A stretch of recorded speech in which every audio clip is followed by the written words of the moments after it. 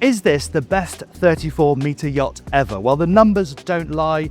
This model was launched in 2022 and Benetti has delivered 20 of them. It's the Oasis 34-metre. If you want a new one, there's a long queue. If you want to skip that queue, this one, King's Lair, is on the market with HMY for just under $17 million.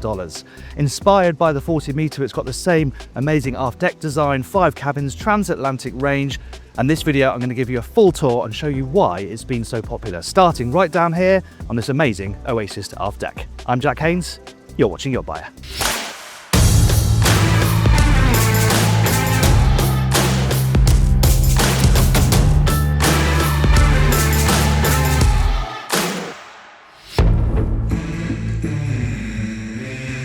The interesting thing with this concept is whether they could scale down the 40-metre platform into this 34-metre without compromising it. And well, does this look compromised to you? It feels almost identical, to be honest. And the focal point is this big tub we've got here right on the waterline. I mean, look at the size of it.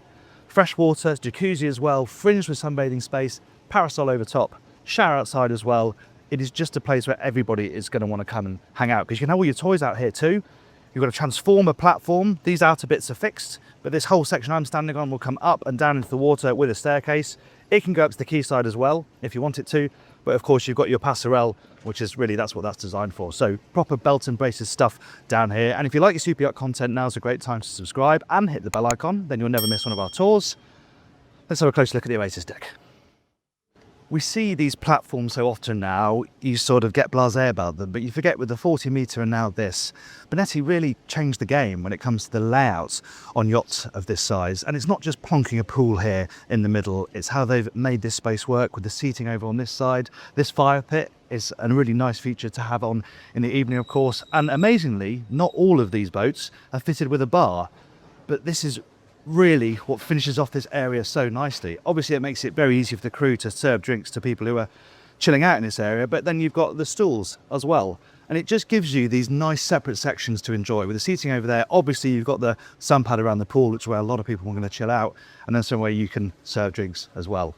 It's really functional. Of course we've got 2 more decks to enjoy upstairs, but this is the heart of the boat. This is where people are going to want to be. Let's step inside. It's so nice how these areas link together so cleanly. Totally flush floor, nice curvature on the doors as well. And that informs the design of these sofas on the outside. So you can come inside, get inside the air conditioning, but you're still really nicely connected to that aft deck. And then forward, we have the internal dining area. Yes, you may be inside. Not often. I don't imagine people will be dining in here, but obviously it happens. But because of these huge windows, the size of those, you're really well connected to the outdoors. It's lovely, and very well connected to the galley as well, which the crew will appreciate. Through this door, there's a side door out onto deck for them. This is a kind of pantry area where you can make coffees and things. Dumbwaiter that goes up to the 2 decks above. Cooling space here. Another big fridge on this side. And there you have 1 chef on this boat, but they've got a nice space to work in. Big window as well, so there's a decent view out. And then down a staircase to the rest of the crew quarters. Through here, we're on to the main deck guest passageway. And this is a good spot to talk a bit about the layout. We're in the middle of the main deck here. Down this staircase, there are 4 guest cabins. Up this staircase is the bridge and the bridge deck. There's a day head on the starboard side.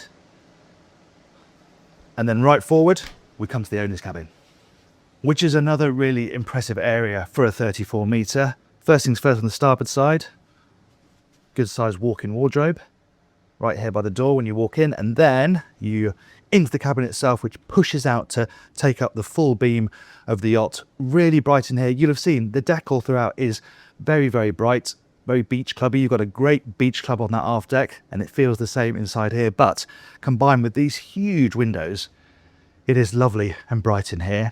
Bed arranged facing aft, of course, but then you have the TV mounted up on this bulkhead. And I really like what they've done with the bathroom. You've got entrances on both sides of the bed. And then it's split, so you have the toilet cubicle down there. Shower here, but don't you love the way that these become big light wells? There are windows in both of them. This is such a nice effect. When you walk in with the doors open, you pick these up immediately. They look really, really good. In the middle, a pair of sinks, lots of storage underneath, and there's some more storage up here on top of the walk-in wardrobe too.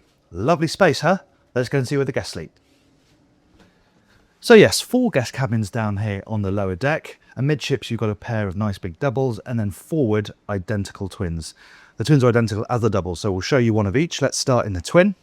Yeah, these models are very popular for charter, and you can see why with the mix of cabins down here, and also the spaces are really good. There's maybe a twin, but you've got a nice spacious central walkway.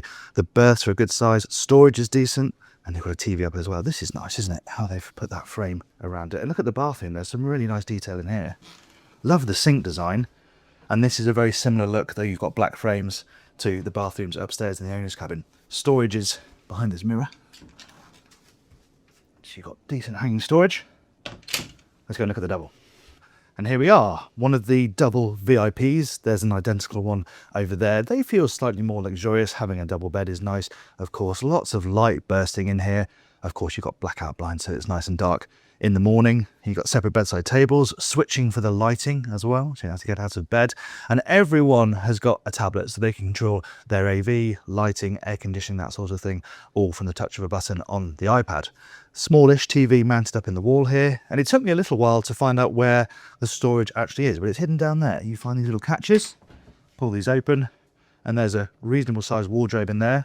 And these cabins actually get mini bureaus. You can't sit here, but you've got a mirror, somewhere you can get ready, some more drawer storage underneath. And then we of course have private bathrooms. Every cabin has its own bathroom, naturally.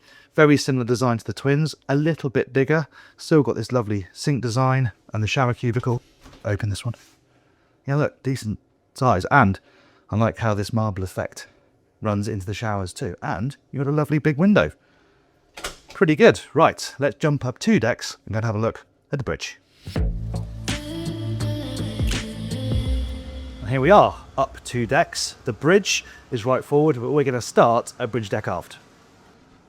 First off, we have this upper deck lounge, obviously much smaller, much cozier than downstairs. They've set this up as a card table before and had a bit of a casino night.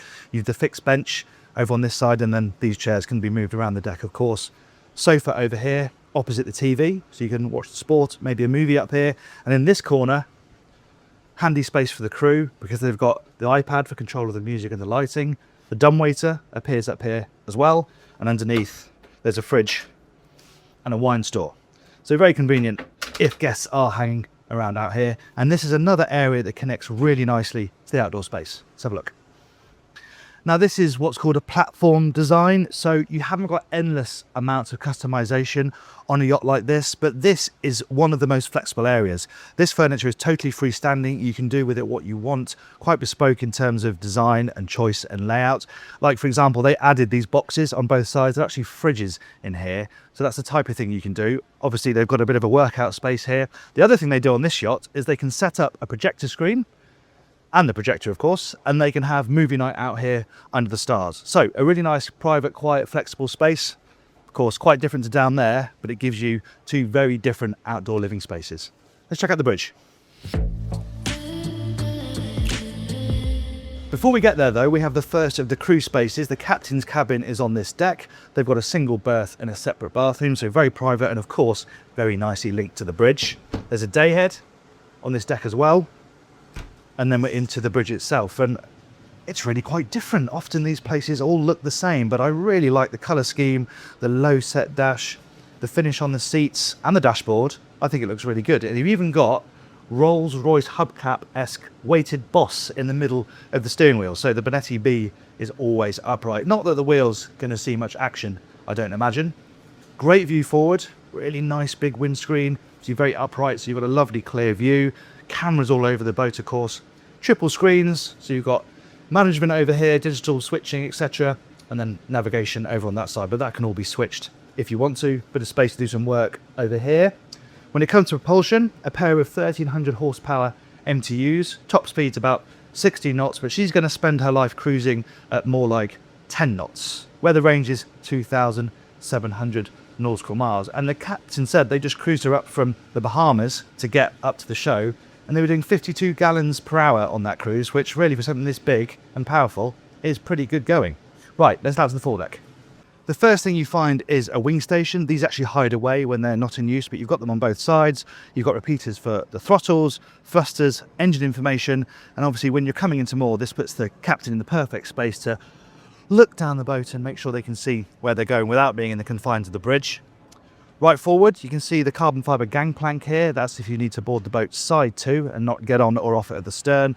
And then another great living space. This split between the dining space here. I say dining, it's more of a sort of snack drinks place, isn't it? Maybe not the place to be on a really, really hot day in the middle of the day, but in the evening when the breeze is up, this would be a nice place to be. And then you've got this lovely big sun pad. It has a little bit of a secret though, because you drop down to this working area where you've got the windlasses and the cleats for the crew to handle all the mooring lines.